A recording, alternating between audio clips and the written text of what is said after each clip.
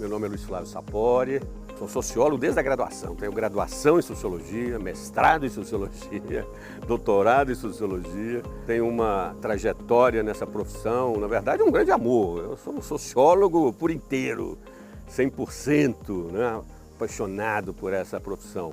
Particularmente aqui na PUC Minas, eu tenho o prazer de ser professor desde 1998. Atualmente eu sou professor do Departamento de Ciências Sociais, então eu dou aula em vários cursos, dou aula de Sociologia, vários cursos da universidade, principalmente no curso de Direito. Eu entendo que a segurança pública, ela continua sendo um dos principais desafios para a construção de uma sociedade justa. Não uma sociedade menos violenta. Às vezes as pessoas acham que segurança pública é apenas um estado onde as pessoas não vão ser vítimas de assassinatos, de roubos, de estupros. É fato, né? Segurança pública é isso, é garantir a possibilidade de você viver no seu dia a dia, em casa, na família, né? No trabalho, na universidade, sem ser vítima de algum crime. É viver em paz. O Brasil, infelizmente, é um dos países mais violentos do mundo, se eu comparar tanto o número de homicídios quanto de roubos. O que eu concluo disso? Não é? Somos um dos países mais violentos do mundo. A segurança pública não está resolvida. E às vezes eu ouço as pessoas dizendo, o problema do Brasil é a pobreza, é a miséria, é a desigualdade. Eu falo, é fato. Mas as pessoas se esquecem, e certamente é um certo segmento político-ideológico do Brasil, segurança pública não é algo tributário e secundário ao social. Eu tenho defendido que o fato do Brasil ser uma sociedade muito violenta, isso incrementa e potencializa a própria desigualdade social, porque a violência ela atinge de forma desigual as pessoas da sociedade. A violência ela vitimiza mais os mais pobres, os negros, né? São os segmentos mais vulneráveis da sociedade hoje. Então não há, do meu ponto de vista, como desatrelar os problemas socioeconômicos do país da segurança pública. Os fatos recentes e a extrema-direita no Brasil se fortaleceu, em boa medida, pelo medo das pessoas de serem vítimas de crime, pela falta de confiança nas instituições do Estado em garantir segurança para elas. Segurança pública se tornou um desafio para a própria democracia no Brasil. Temos então um grande desafio enquanto sociedade ainda para algumas gerações. 20% dos municípios brasileiros concentram quase 2/3 desses crimes violentos. Ela é concentrada em termos, né, das cidades, também nos espaços urbanos. Ela tem uma configuração espacial muito nítida. Mais recentemente, a região norte do país, a região da Amazônia, que a gente achava que era apenas um problema de desmatamento, um problema de ocupação irregular de terras indígenas, de mineração, extração ilegal de minério, né, dos garimpeiros ilegais. Esse tipo de atividades ilegais estão combinadas hoje com o tráfico de drogas, com o crime organizado. Os estados mais violentos do Brasil hoje, quase todos são no Nordeste. A região do Brasil que mais diminuiu a pobreza, a região do Brasil que mais avançou em termos econômicos, industriais, o Nordeste do país, do turismo. Estourou a violência. Eu continuo e vou continuar defendendo isso no debate nacional e junto às autoridades brasileiras. Não dá mais para entender o tamanho da violência no Brasil do ponto de vista da pobreza e da miséria. Esses fenômenos estão dissociados hoje. A dinâmica da violência no Brasil adquiriu vida própria. Ela tem uma racionalidade própria, ela tem uma matriz própria, diferente da pobreza, da desigualdade e da miséria. Então nós temos que pensar e entender o fenômeno sob esse ponto de vista.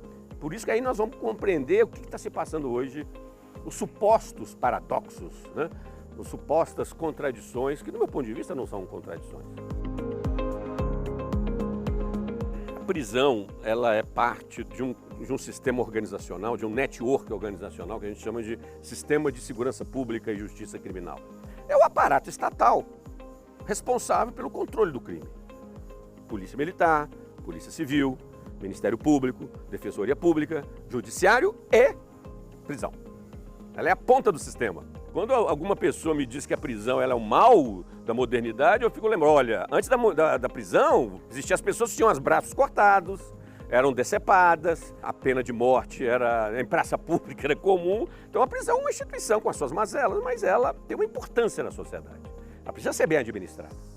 No Brasil, nós temos uma legislação boa, que é a Lei de Execução Penal, É uma legislação da década de 1980, das mais avançadas, que define que a prisão tem que seguir regras humanísticas. O preso tem direito à alimentação, à saúde, atendimento à saúde, ao trabalho, à educação. O problema é esse da prisão no Brasil. A LEP não é cumprida. Nós temos 700 mil presos hoje, mais ou menos, 750 mil para 350 mil vagas. A qualidade da alimentação oferecida aos presos de baixíssima qualidade. A violência interna entre os presos e dos agentes prisionais com os presos é muito grande. Eu acabei de publicar um livro sobre esse fenômeno, né, da violência nas prisões. Quase 90% dos presos sofrem ou sofreram algum tipo de violência física durante o cumprimento da pena. Além do que a ociosidade, a falta de oportunidade de trabalho, ela é crônica, então a ociosidade no sistema é muito grande. Soma tudo isso, a prisão se tornou no Brasil home office do crime. Crime organizado, Comando Vermelho, Primeiro Comando da Capital e outras 50 facções criminosas do Brasil surgiram dentro das prisões. Por que surgiram? Porque não cumpriam a lei. Porque o preso, para sobreviver, ele se aglutina a outros presos. Ele cria uma ordem interna, ele cria grupos organizados para se proteger e para sobreviver nesse ambiente tão inóspito. Os brasileiros acham que prisão deixa o preso lá, quanto pior, melhor. Esse é o grande erro. Quanto pior a situação da prisão, maior é a organização do crime organizado, maior é a sofisticação do crime organizado. A sociedade paga o preço disso, porque o crime organizado tutela quem está fora da prisão, somos nós. É possível construir uma sociedade brasileira menos violenta? É possível garantir segurança pública de uma forma civilizada? Porque existem sociedades, várias mundo afora, que em algum grau conseguiram isso. Não são apenas as sociedades do primeiro mundo, né? Não são apenas as sociedades mais ricas, né, do planeta que conseguem algum grau de controle da segurança pública. Nós temos condições, enquanto sociedade, de construir um futuro melhor.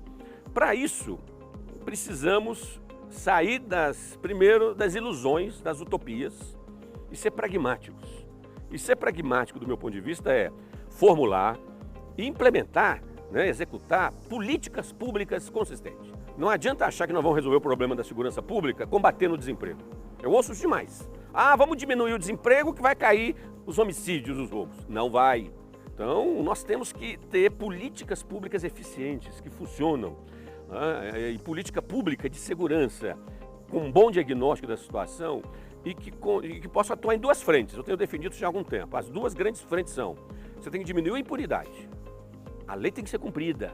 O crime floresce quando a impunidade é grande, quando o Estado não é capaz de impor custos a quem mata, a quem rouba, a quem estupra. A impunidade ela é uma erva daninha que corrói moralmente a sociedade. Isso tem que ser atuado. Você tem que melhorar a capacidade da polícia atuar, você tem que torná-las mais eficientes, você tem que agilizar o sistema judicial, ele tem que ser mais rápido e o sistema prisional tem que funcionar melhor. A outra matriz é a prevenção social. Eu tenho que diminuir a impunidade, mas eu tenho que evitar que jovens sejam cooptados pelo crime. Crianças e jovens ali de 11, 12 até 15 anos de idade que estão sendo recrutadas pelo tráfico de drogas, principalmente nas nossas periferias urbanas, em todo o Brasil.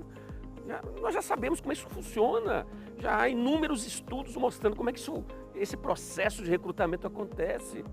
Então temos como desenvolver projetos e iniciativas governamentais e não governamentais para evitar que esses jovens, meninos e meninas, sejam seduzidos pelo tráfico e conduzam a vida deles, a vida adolescente e adulta, dentro de outros parâmetros morais. Então a matriz é fazer uma repressão qualificada para diminuir a impunidade e investir maciçamente na prevenção social da criminalidade, focada em jovens, crianças, né, residentes altas nas periferias urbanas. Há pouco tempo eu escrevi com outros colegas um artigo sobre esse assunto, onde nós analisamos a produção de conhecimento científico brasileiro sobre segurança pública. A universidade brasileira tem um acervo de conhecimento científico fabuloso sobre esse assunto. Desde a década de 1970, passando, e principalmente a partir da década de 1990, surgiu no Brasil uma expertise, uma especialidade nas ciências sociais. Começaram a produzir um saber científico sobre crime, sobre violência, sobre polícia, sobre justiça. A conclusão do nosso estudo é, esse conhecimento, hoje está descolado, ele não é utilizado por quem está executando a segurança pública. Há um claro descompasso entre o conhecimento que nós acumulamos, que não é um conhecimento teórico, é um conhecimento prático. Eu, por exemplo, estou produzindo conhecimento nessa área há 30 anos, sempre oferecendo diagnósticos e soluções para os problemas identificados. Por pouco tempo eu fiz um grande estudo sobre reincidência criminal, junto com minha colega Roberta Fernandes. Hoje nós sabemos o que é possível fazer para diminuir a reincidência criminal. Me pergunta se algum gestor público do Brasil me pediu para compartilhar esse conhecimento. A segurança pública no Brasil, ele é muito voltado pelo supostamente um saber prático de quem está lá no dia a dia, na labuta contra o crime, um saber policial. O saber jurídico hoje no Brasil ainda é considerado o grande saber para lidar com a segurança pública. O conhecimento jurídico é apenas um dos elementos da segurança pública, né? E aí fica esse descompasso. Do meu ponto de vista, essa é uma das explicações por que nós não avançamos muito em termos de resultados. Ao contrário do que aconteceu nos Estados Unidos, as universidades norte-americanas, desde a década de 1960, têm produzido muito conhecimento científico utilizado e aplicado pelas polícias norte-americanas, aproveitado pelo Congresso Nacional norte-americano. Me parece que esse é um caminho importante para o Brasil, mas há uma desconfiança. E aí a gente tem que reconhecer que essa desconfiança muitas vezes é recíproca. Muitas vezes a universidade olha para os profissionais da segurança pública, né? Os policiais, promotores, agentes prisionais, juízes, de uma forma preconceituosa. E de lá também olha para a universidade e fala, esses encastelados aí não querem dialogar conosco.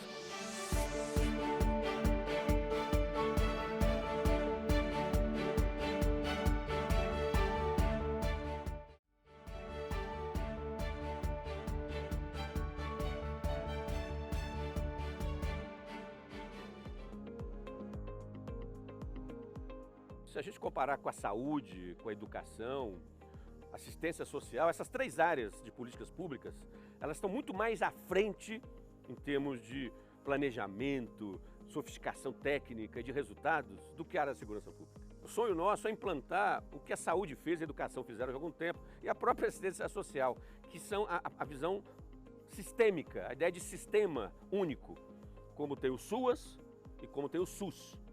A ideia no Brasil é a gente viabilizar o sistema único de segurança pública, o SUSP. Tem uma lei, mas por enquanto está no papel, parado. A história da política de segurança pública no Brasil é um pouco isso, é a história de planejamentos espasmódicos, reagindo a crises. Você tem grandes eventos noticiados pela imprensa, as autoridades são obrigadas a reagir, aí surgem planos. O Congresso Nacional aprova leis. A gente tem vivido nos últimos 40 anos no Brasil na segurança pública dessa maneira, apagando incêndio, gerenciando crises de uma maneira reativa.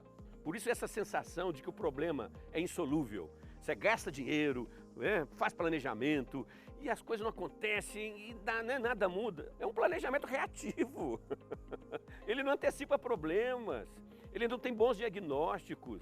A gestão técnica, por evidências, não temos, há muito achismo, descolados dos saberes mais científicos, dos saberes já acumulados com diagnósticos baseados em evidências. O Brasil, desde a democratização, tem testemunhado o crescimento da violência. Aí fica essa sensação perigosa que as pessoas têm no senso comum, de que quanto mais democracia, mais violência, mais insegurança. E aí, o que mais me preocupa é a percepção das pessoas no dia a dia. Independente da classe social. Isso é cada vez mais generalizado no senso comum brasileiro, de que para resolver o problema da violência precisa de um governo forte, de uma autoridade política forte, de um presidente autoritário, das Forças Armadas tomando o poder, de uma ditadura. É isso o problema. Aí a gente começa a entender o que está se passando no Brasil em anos recentes. Por que boa parte dos brasileiros apoiaram e continuam apoiando o golpe de Estado. Estão desiludidos com a democracia, estão desiludidos com os políticos, desiludidos com as instituições, com a lei, com a prisão, com a justiça. Não acreditam mais nessas instituições. As democracias morrem quando a insegurança e o medo dominam as pessoas no dia a dia. Quando os pais têm medo dos seus filhos irem para a rua, para a escola à noite. Quando os pais e as mães têm medo dos seus filhos e filhas serem vítimas de estupro, de assalto. quando a gente tem medo de sair à noite e ser vítima de um assalto, de um latrocínio.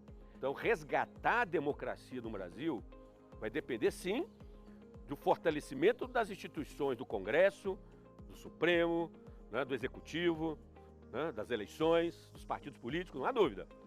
Mas eu diria para os cientistas políticos e para os políticos brasileiros, resgatar a democracia no Brasil significa fazer segurança pública. O caminho passa por uma priorização nacional. Nós não tivemos no Plano Real, né, 94, para o controle da inflação, né, uma mobilização nacional, institucional, da sociedade, né, das instituições em torno do controle da inflação. Funcionou.